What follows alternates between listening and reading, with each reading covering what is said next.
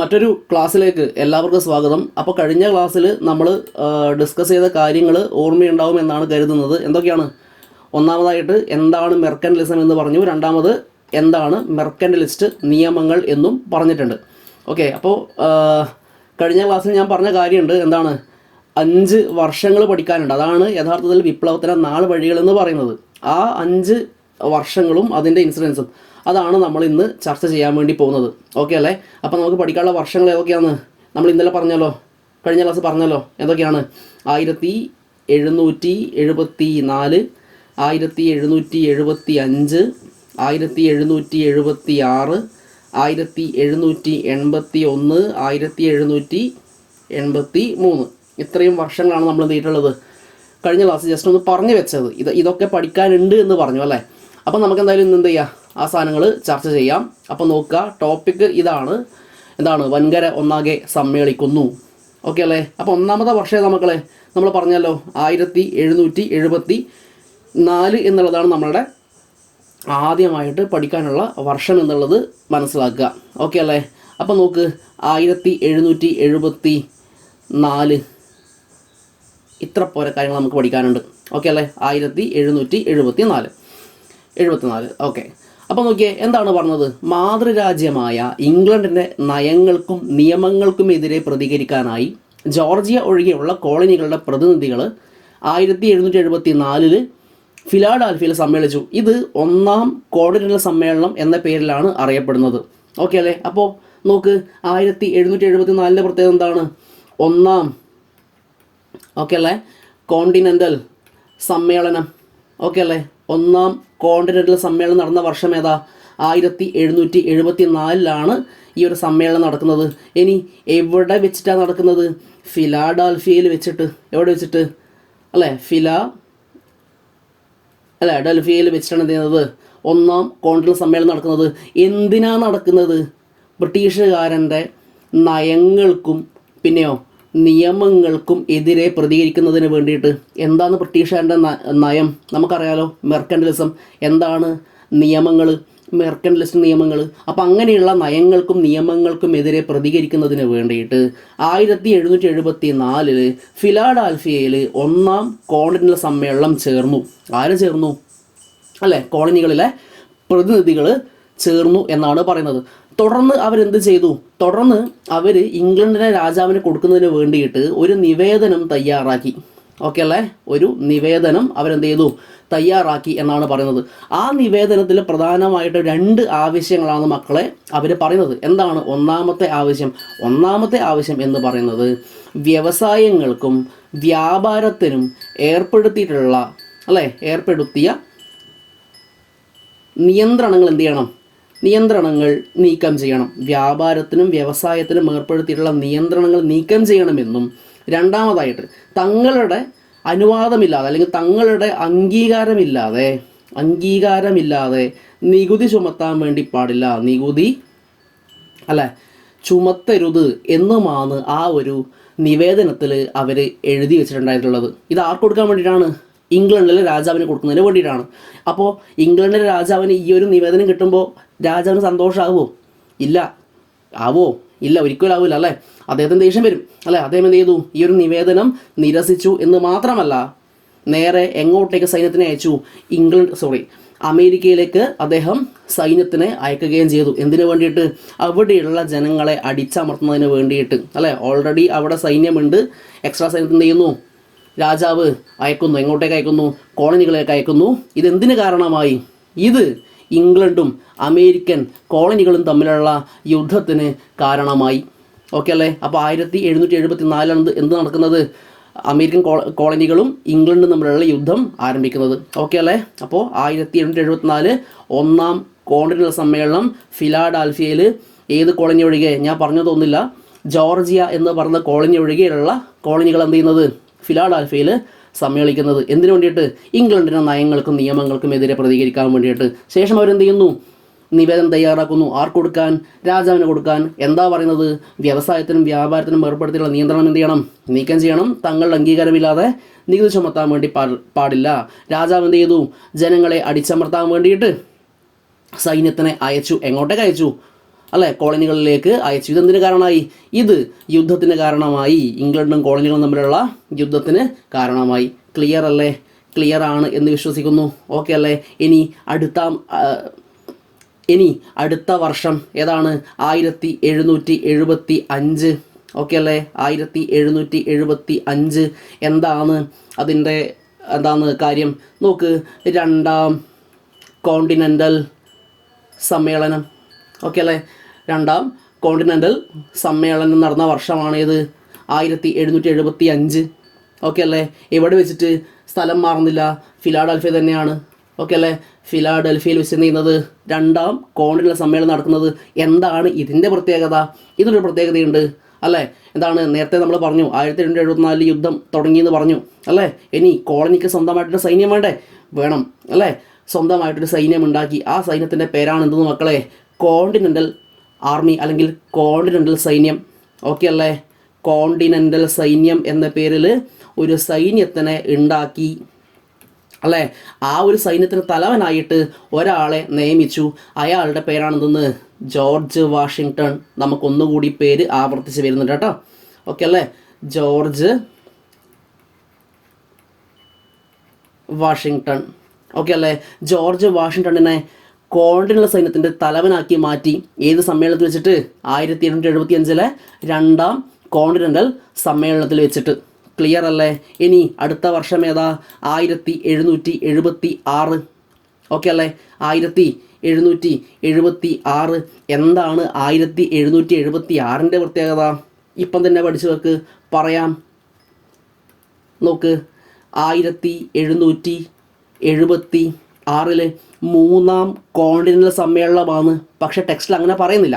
എന്തായാലും മനസ്സിലാക്കി വെക്കുക, 1776 എന്ത് സംഭവിക്കുന്നത്? 1776 ജൂലൈ 4 അമേരിക്കൻ കോണ്ടിനെൻ്റൽ കോൺഗ്രസ് ലോക പ്രശസ്തമായിട്ടുള്ള സ്വാതന്ത്ര്യ പ്രഖ്യാപനം നടത്തി. ഈ സ്വാതന്ത്ര്യ പ്രഖ്യാപനം എഴുതി തയ്യാറാക്കിയ ആൾക്കാരാണ് ആരൊക്കെ? ഒന്നാമത്തെ ആള് തോമസ് ജെഫേഴ്സൺ. ഇദ്ദേഹമാണ് തോമസ് ജെഫേഴ്സൺ. ഓക്കെ അല്ലേ? രണ്ടാമത്തെ ആള് ആരാണ്? Benjamin Franklin. ഓക്കെ അല്ലേ? Benjamin Franklin. മക്കളെ, നിങ്ങൾ ഇയാളെ എവിടെയും കണ്ടിട്ടുണ്ടോ? ഇതിനു മുമ്പ് കണ്ടിട്ടുണ്ടോ എന്നല്ല, ഇദ്ദേഹത്തിനെ കുറിച്ച് എന്തെങ്കിലും അറിയാമോ നിങ്ങൾക്ക്? നിങ്ങൾ കേട്ടിട്ടുണ്ടാവും ബെഞ്ചമിൻ ഫ്രാങ്ക്ലിൻ. ഇപ്പോൾ എന്താണ്, വലിയ ബിൽഡിങ്ങിൻ്റെ മുകളിലൊക്കെ എന്താണ് ഈ ഒരു ചെറിയൊരു കമ്പി ഇങ്ങനെ നാട്ടി നിർത്തി നിങ്ങൾ കണ്ടിട്ടുണ്ടോ? അതെന്താ സാധനം? മിന്നലക്ഷചാലകം അല്ലേ? ആ മിന്നലക്ഷചാലകം കണ്ടെത്തിയ ആരാണ്? ഇദ്ദേഹമാണ് ബെഞ്ചമിൻ ഫ്രാങ്ക്ലിൻ. അതേപോലെ തന്നെ ചാർജുകൾക്ക് പോസിറ്റീവ് അല്ലേ, നെഗറ്റീവ് എന്നുള്ള പേരൊക്കെ നിർദ്ദേശിച്ച ആരാണ്? ബെഞ്ചമിൻ ഫ്രാങ്ക്ലിൻ ആണ് അല്ലേ? ഇദ്ദേഹം ഒരു സയൻറ്റിസ്റ്റ് കൂടിയാണ്. അപ്പോൾ ഒന്ന് മനസ്സിലാക്കി വെക്കാം. അപ്പോൾ മാത്രമല്ല, ഫിലാഡൽഫിയയിലെ വൈസ് പ്രസിഡൻ്റ് ആയിരുന്നു ആര്? Benjamin Franklin. ഓക്കെ അല്ലേ? അതിനിടയ്ക്ക് ഞാൻ വിട്ടുപോയൊരു പേരുണ്ട് മക്കളെ. നിങ്ങളിവിടെ കാണുന്നില്ലേ? എന്താണ്? Thomas pain. Okay, common sense okay എന്ന ലഘുലേഖയിലൂടെ ഇംഗ്ലണ്ടിൽ നിന്ന് വേർപിരിയുകയാണ് അമേരിക്കക്കാരെ സംബന്ധിച്ച് വിവേകപൂർവ്വമായുള്ള പ്രവൃത്തി എന്ന് പ്രഖ്യാപിച്ചു. നിങ്ങൾ ഇതൊന്നും നോക്കണം, നിങ്ങൾ ആകെ പഠിച്ചു വെക്കുക തോമസ് പെയിൻ കോമൺ സെൻസ് എന്ന് പറയുന്ന ലഘുലേഖ. ഇത് വൺ വേർഡ് ക്വസ്റ്റ്യൻ ചോദിച്ചുള്ള സാധനമാണ്, മനസ്സിലായി? അത് ഇനിയും ചോദിക്കാം. അപ്പോൾ കോമൺ സെൻസ് എന്ന് പറയുന്ന ലഘുലേഖ തയ്യാറാക്കിയത് ആരാണ്? അത് തോമസ് പെയിൻ ആണെന്നുള്ള കാര്യം മനസ്സിലാക്കി വെക്കുക. മാറിപ്പോലെ തോമസ് ജെഫേഴ്സൺ അല്ല, തോമസ് പെയിൻ ആണ്. ഓക്കെ അല്ലേ? അപ്പോൾ 1776 നമുക്ക് കിട്ടിയില്ലേ? ഇനി ഏതാണ് 1781? എന്താ പിടിച്ചോ, ഇവിടെയുണ്ട് 1781 എന്താണെടാ? 1781 എന്താ അവസാനിച്ചു? അമേരിക്കൻ കോളനികളും ഇംഗ്ലണ്ടും തമ്മിലുള്ള യുദ്ധം അവസാനിച്ചു. അപ്പോൾ യുദ്ധം അവസാനിച്ച വർഷമാണേത്? 1781. ഓക്കെ അല്ലേ? യുദ്ധം അല്ലേ അവസാനിച്ചു. ഏത് വർഷം? 1781. ഓക്കെ അല്ലേ? ഇനി അടുത്ത വർഷം ഏതാ? 1783 അല്ലേ? 1783 പാരീസ് ഉടമ്പടി പ്രകാരം ഇംഗ്ലണ്ട് 13 കോളനികളുടെ സ്വാതന്ത്ര്യം അംഗീകരിച്ചു. അപ്പോൾ അടുത്ത വർഷവുമായി 1783 എന്താണ് ഇമ്പോർട്ടൻ്റ് പോയിന്റ് എന്ന് പറയുന്നത്? പാരീസ് ഉടമ്പടി. ഓക്കെ അല്ലേ? പാരീസ് ഉടമ്പടി അല്ലേ? ഈ ഉടമ്പടി പ്രകാരം എന്ത് ചെയ്യുന്നു? 13 കോളനികളുടെ, എത്ര കോളനി ഉണ്ട് ഓർമ്മയില്ലേ? 13 കോളനികൾ. അപ്പോൾ 13 കോളനികളുടെ സ്വാതന്ത്ര്യം ആരംഗീകരിക്കുന്നു? ഇംഗ്ലണ്ട് അംഗീകരിക്കുന്നു. മനസ്സിലല്ലേ? അങ്ങനെ എന്താവുന്നു? അമേരിക്ക സ്വതന്ത്രമാവുന്നു. അല്ലേ? അങ്ങനെ സ്വതന്ത്രമാക്കപ്പെടുന്ന രാജ്യത്തിന് സ്വന്തമായിട്ട് എന്ത് വേണം? ഒരു ഭരണഘടന വേണ്ടേ? വേണം. അല്ലേ? അങ്ങനെയാണെങ്കിൽ ഭരണഘടന എഴുതി തയ്യാറാക്കിയത് ആര്? പേര് ജെയിംസ് മാഡിസൺ. ഞാൻ പറഞ്ഞ 5ാമത്തെ പേര് ഓർമ്മയിൽ, ഇന്നലെ പറഞ്ഞ 5ാമത്തെ പേരുണ്ടല്ലോ, ഏതാണ്? James Madison. ഓക്കെ അല്ലേ? ജെയിംസ് മാഡിസൺ ആണ് എന്ത് ചെയ്യുന്നത്? അമേരിക്കയുടെ ഭരണഘടന തയ്യാറാക്കുന്നത്. ഓക്കെ അല്ലേ? ഇതാ ഇവിടെ കൊടുത്തിട്ടുണ്ട്. അമേരിക്കക്കായി ഭരണഘടന തയ്യാറാക്കി. ആര് തയ്യാറാക്കി? അല്ലേ? ജെയിംസ് മാഡിസൺ തയ്യാറാക്കി. ഓക്കെ അല്ലേ? ഓക്കെ, ജെയിംസ് മാഡിസൺ നേതൃത്വത്തിൽ അമേരിക്കക്കായിട്ട് ഭരണഘടന തയ്യാറാക്കി. അങ്ങനെ പുതുതായി രൂപകൽപ്പന ചെയ്തിട്ടുള്ള ഭരണഘടന പ്രകാരം എന്ത് വേണം? അമേരിക്കക്ക് സ്വന്തമായിട്ട് ഒരു പ്രസിഡന്റ് വേണ്ടേ? പ്രസിഡന്റ് വേണം. ഓർമ്മയില്ലേ ജോർജ് വാഷിങ്ടനെ? ഓർമ്മയില്ലേ ജോർജ് വാഷിങ്ടൺ?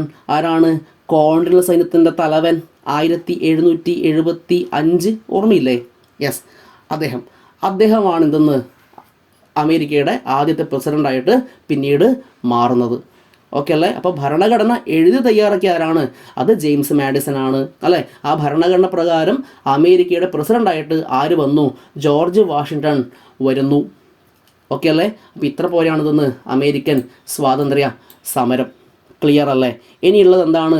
അമേരിക്കൻ സ്വാതന്ത്ര്യ സമരത്തിൻ്റെ അല്ലേ, അത് പിൽക്കാല വിപ്ലവങ്ങളെ എങ്ങനെ സ്വാധീനിച്ചു എന്നുള്ളതാണ്. അതുകൂടി നമുക്ക് എന്ത് ചെയ്യാം? ഇപ്പം തന്നെ പറഞ്ഞു വെക്കാം. എന്താണ് ഇവിടെ പറഞ്ഞത്? പിൽക്കാല അല്ലേ വിപ്ലവങ്ങൾക്കും അല്ലേ സ്വാതന്ത്ര്യ സമരങ്ങൾക്കുമൊക്കെ പ്രചോദനമായി. അല്ലേ? 1774 മുതൽ 81 വരെയാണ് എന്ത് നടക്കുന്നത്? അമേരിക്കൻ വിപ്ലവം നടക്കുന്നത്. ഇതിന് ശേഷം എന്ത് ചെയ്യുന്നുണ്ട്? ഒരുപാട് വിപ്ലവങ്ങൾ നടന്നിട്ടുണ്ട്. അല്ലേ? ഫോർ എക്സാമ്പിൾ 1789 ഫ്രഞ്ച് വിപ്ലവം, 1917 റഷ്യൻ വിപ്ലവം, അല്ലേ? 1900 അല്ലേ, അല്ലെങ്കിൽ 1911 മുതൽ അങ്ങോട്ടും കിടക്കുന്ന എന്താണ്? ചൈനീസ് വിപ്ലവം. ഇങ്ങനെയുള്ള വിപ്ലവങ്ങളൊക്കെ ഉണ്ട്. അപ്പോൾ അതിനൊക്കെ എന്താണ്? പ്രചോദനമായി. അല്ലേ? പിൽക്കാല സ്വാതന്ത്ര്യ സമരങ്ങളൊക്കെ എന്ത് ചെയ്തു? പ്രചോദനമായി. പിന്നെയോ റിപ്പബ്ലിക്കൻ ഭരണരീതി എന്ന ആശയം മുന്നോട്ട് വെച്ചു. ഓക്കെ അല്ലേ? ആദ്യത്തെ എഴുതപ്പെട്ട ഭരണഘടന തയ്യാറാക്കി. എഴുതപ്പെട്ട ഭരണഘടന അല്ലേ, ലോകത്തിലെ തന്നെ ഏറ്റവും ചെറിയ എഴുതപ്പെട്ട ഭരണഘടനയാണ് ഏത്? അമേരിക്കയുടെ ഭരണഘടന. തയ്യാറാക്കിയ ആളുടെ പേര് അറിയില്ലേ? ആര്? James Madison. ഓക്കെ അല്ലേ? പിന്നെയോ സംസ്ഥാനങ്ങൾക്ക് സ്വാതന്ത്ര്യവും അധികാരവും നൽകുന്ന ഫെഡറൽ രാഷ്ട്രം എന്ന ആശയം ലോകത്തിന് നൽകി. അറിയോ എന്താണ് ഫെഡറലിസം എന്ന് പറഞ്ഞാൽ? അറിയോ?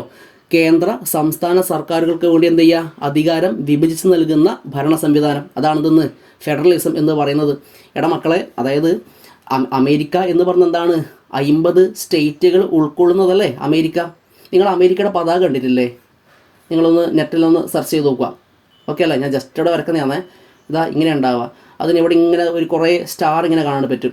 കണ്ടുണ്ടോ? എണ്ണിയൊക്കെ ഉണ്ടോ? എത്ര സ്റ്റാർ ഉണ്ട്? 50 സ്റ്റാർ. ഓക്കെ അല്ലേ? അപ്പോൾ എന്താണത്? 50 സ്റ്റേറ്റുകളാണത് പ്രതിനിധാനം ചെയ്യുന്നത്. ഓക്കെ അല്ലേ? അപ്പോൾ അമേരിക്ക, പിന്നെയോ 50 സ്റ്റേറ്റുകൾ. അപ്പോൾ അങ്ങനെയുള്ള ഒരു സെൻട്രൽ ഗവൺമെൻറ് ഉണ്ടാവും, അതേപോലെ തന്നെ എന്താണ് അല്ലേ സ്റ്റേറ്റ് ഗവൺമെൻറ് ഉണ്ടാവും. അപ്പോൾ അങ്ങനെയുള്ള സ്റ്റേറ്റ് ഗവൺമെൻറ് സെൻട്രൽ ഗവൺമെൻറ് എന്ത് ചെയ്യുക? അധികാരങ്ങൾ പകുത്തു നൽകുന്ന സംവിധാനം. അതാണിതെന്ന് ഫെഡറലിസം എന്ന് പറയുന്നത്. നിങ്ങൾ ഒന്നും നോക്കണ്ട, നിങ്ങൾ ഇങ്ങനെ മാത്രം പഠിക്കുക. എന്തെന്ന്? സംസ്ഥാനങ്ങൾക്ക് സ്വാതന്ത്ര്യവും അധികാരവും നൽകുന്ന ഫെഡറൽ രാഷ്ട്രം എന്ന ആശയം ലോകത്തിന് നൽകി. That's all. ഇത്ര പോലെയാണ് ഇതൊന്ന് അമേരിക്കൻ സ്വാതന്ത്ര്യ സമരം ഉള്ളത്. ഓക്കെ അല്ലേ? നമുക്ക് എന്ത് ചെയ്ത് റിവിഷൻ്റെ സമയത്ത് ഒന്നുകൂടി ഞാൻ പറഞ്ഞു തരാം. ഓക്കെ അല്ലേ? ഇനി എന്തെങ്കിലും മനസ്സിലാവാത്ത കാര്യങ്ങളുണ്ടെങ്കിൽ എന്ത് ചെയ്യുക? ഒന്ന് കമൻറ്റിൽ ചോദിക്കുക. ബാക്കി നമുക്ക് അടുത്ത ക്ലാസ്സിൽ പറയാം. ഓക്കെ അല്ലേ? Yes, thank you. അപ്പോൾ എന്താണ് ഒന്നുകൂടി പറയുന്നത്, പിന്നെ സബ്സ്ക്രൈബ് ചെയ്യാതെ കാണുന്ന ആൾക്കാരെങ്കിലും ഉണ്ടെങ്കിൽ എന്ത് ചെയ്യുക? ദയവ് ചെയ്ത് സബ്സ്ക്രൈബ് ചെയ്യുക. അതേപോലെ തന്നെ ക്ലാസ് ഇഷ്ടപ്പെട്ടിട്ടുണ്ട് എങ്കിൽ സുഹൃത്തുക്കൾക്ക് എന്ത് ചെയ്യുക? അതൊന്ന് ഫോർവേഡ് ചെയ്യുക, ഷെയർ ചെയ്ത് കൊടുക്കുക. അതേപോലെ തന്നെ എന്താണ് ഉപകാരപ്പെട്ട് തോന്നിയിട്ടുണ്ടെങ്കിൽ ഒന്ന് ലൈക്ക് ചെയ്യുക. ഓക്കെ അല്ലേ? അപ്പോൾ താങ്ക് യു. മറ്റൊരു ക്ലാസ്സിൽ വീണ്ടും കാണാം.